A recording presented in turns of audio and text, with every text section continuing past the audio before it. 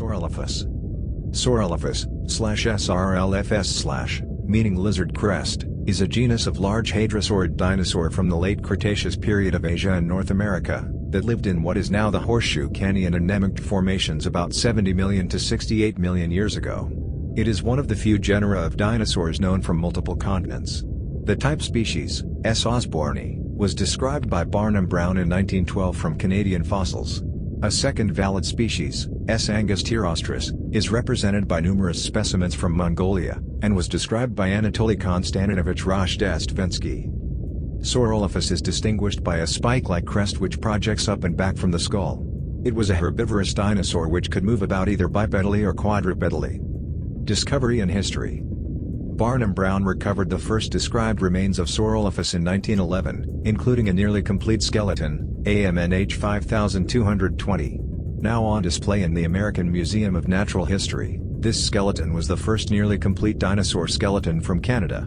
It was found in rocks of early Maastrichtian age, in the Upper Cretaceous Horseshoe Canyon Formation, then known as the Edmonton Formation, near Tolman Ferry on the Red Deer River in Alberta. Brown wasted little time in describing his material, giving it its own subfamily.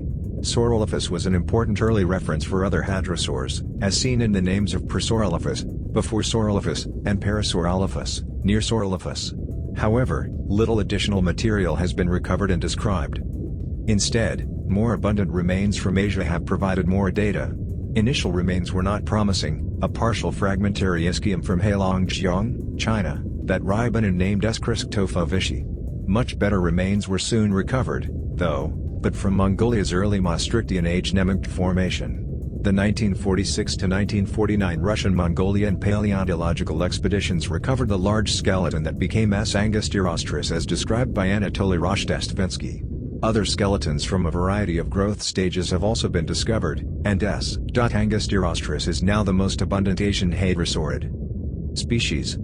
Two species are regarded as valid today, the type species S. osborni, and S. angustirostris. S. osborni Brown, 1912 is known from a skull and skeleton, two other complete skulls, and skull fragments. S. angustirostris, Rozhdestvensky, 1952, is known from at least 15 specimens. It differs from S. osborni by some details of the skull, as well as in the pattern of scales found in skin impressions. The Mongolian species had a longer skull, by 20%, and the front of the snout, the premaxillary bones, were more upwardly directed. S. angustirostris also had a distinctive row of rectangular scales along the midline of the back and tail, known as midline feature scales. These are not currently preserved in S. osborni. In S. angustirostris, the scales on the tail flank were arranged in vertical patterns, which may have corresponded to striped coloration in life. This area was covered in radial scale patterns in S. osborni, possibly indicating a more mottled or spotted coloration. Eskrisktofovici Ryabinin, 1930 is not considered valid, either it is regarded as a dubious name, or as a synonym of S. angustirostris, although the name antedates S. angustirostris. Until a 2011 re-evaluation of the species by Phil Arbel, S. angustirostris was not well described. No autapomorphies, unique derived traits, had been established distinguishing it from S. osborni. Bell found in a publication earlier in the year that the two previous studies of S. angustirostris, by Rozhdestvensky in 1952, and Marianska and Osmolska in 1981, do not provide a comprehensive enough description to compare the species with S. osborni. In 1939-40, two partial skeletons were found in the late Maastrichtian age Moreno Formation of California. These specimens were referred to cf. Saurolophus sp. In 2010, one of the skulls was instead assigned to Edmontosaurus. A 2013 study placed the two specimens in a new species, S. morrissey. In 2014, the species was reassigned to a new genus, Augustinolophus. Description. Saurolophus is known from material including nearly complete skeletons, giving researchers a clear picture of its bony anatomy. S. osborni, the rare Albertan species, was around 8.2 meters, 27 feet, long, with its skull 1.0 meters, 3.3 feet, long. It has been estimated to have weighed around 3 tons, 3.0 long tons, 3.3 short tons. S. angustirostris, the Mongolian species, was larger. It got as large as 13 meters, 43 feet, in length, and larger remains are reported. It has been estimated to have potentially weighed up to 11 tons, 11 long tons, 12 short tons. The largest known skull of S. Angustirostrus measures 1.22 meters, 4.0 feet, in length. Aside from size, the two species are virtually identical, with differentiation hindered by lack of study.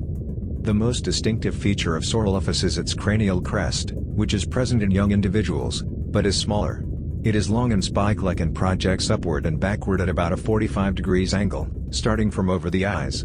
This crest is often described as solid, but appears to be solid only at the point, with internal chambers that may have had a respiratory and/or heat regulation function. The unique crest of Saurolophus is made up almost completely by the nasal bones, and in S. angustirostrus it is solid.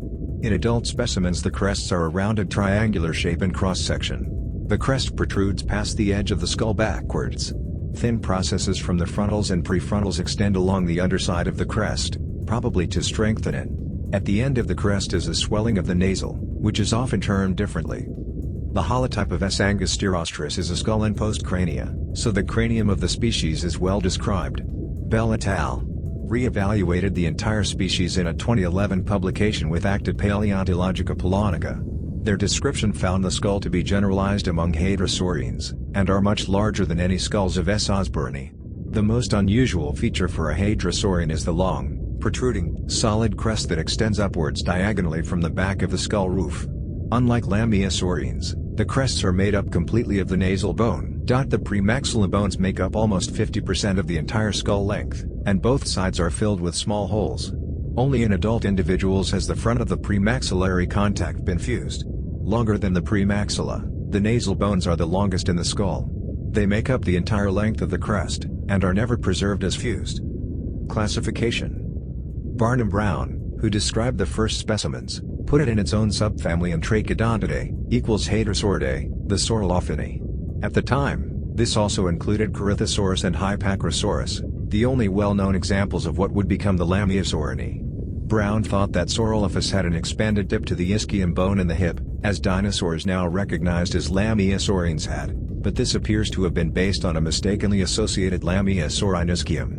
Additionally, he misinterpreted the crests of Saurolophus and Lamiosaurines as being made of the same bones.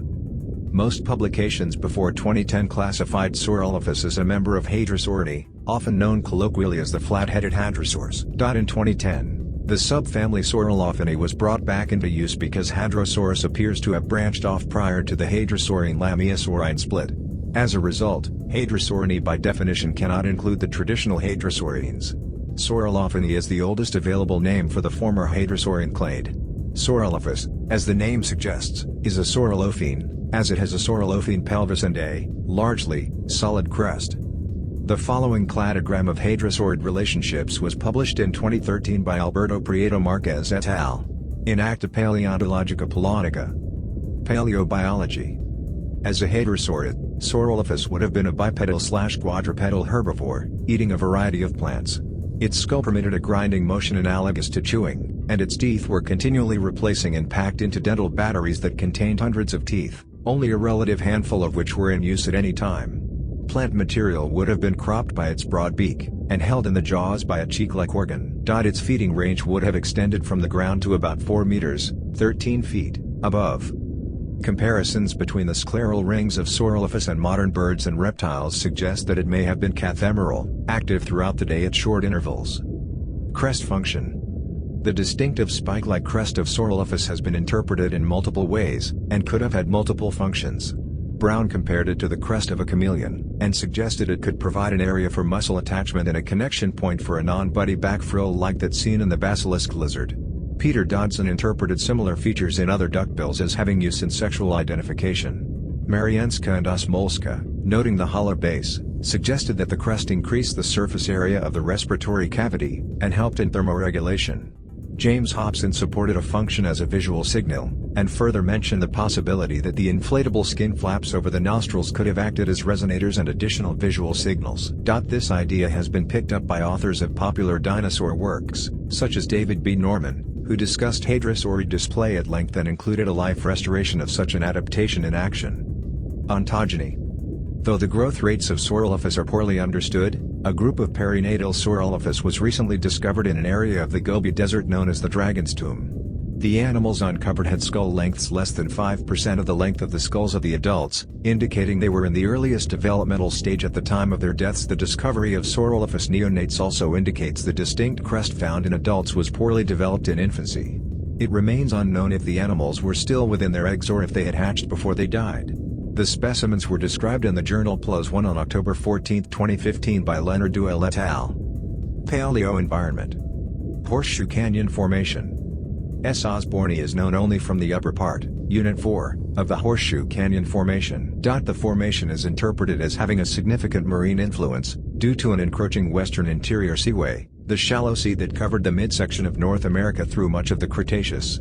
S. osborni may have preferred to stay inland. It lived alongside other dinosaur species including the ornithopods Hypacrosaurus altispinus and Parksosaurus warnii, Ankylosauridana Dinosaurus lambe, Pachycephalosaurids Ferrothalus edmontonense, Ornithomimids Ornithomimus brevitertius and an unnamed species of Struthiomimus, small theropods including Atrochraptor marshalli and Albertinicus borealis, and the Tyrannosauroid Albertosaurus sarcophagus. The dinosaurs from this formation form part of the Edmontonian land vertebrate age. A 2001 study suggested that Saurolophus osborni was part of a distinct inland fauna characterized by an association between Anchiceratops ornatus and it, while the contemporary coastal fauna was characterized by the association of Pachyinosaurus canadensis and Edmontosaurus regalis. However, the association between S. osborni and Anchiceratops was later noted to be an error. Anchiceratops only occurs lower in the Horseshoe Canyon Formation, before the major transgression of the western interior seaway represented by the drumhead or marine tongue.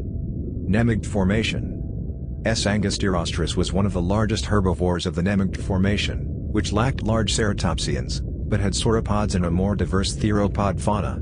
Unlike other Mongolian formations like the well-known Jadakta Formation that includes Velociraptor and Protoceratops, the Nemict is interpreted as being well-watered region, like the Dinosaur Park Formation in Alberta.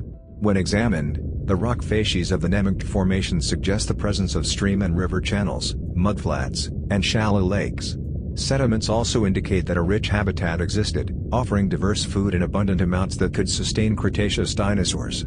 It coexisted with the rare Hadrosaurian Barspolgia, flat-headed Pachycephalosaurian Homalocephale and domed Prenocephale, the large Ankylosaurid Cycania, rare Titanosaurus sauropods Nemictosaurus and Episocelicodia, the Alvarezaurid Mononicus, three types of truthodontids including Zonyabazar, several oviraptorosaurians including Rinkinia and Nemictomea, the Ornithomimosaurs Ansarimimus and Gallimimus, and the giant theropods Deinonychirus and Therizinosaurus, including the Tyrannosaurid Tarbosaurus.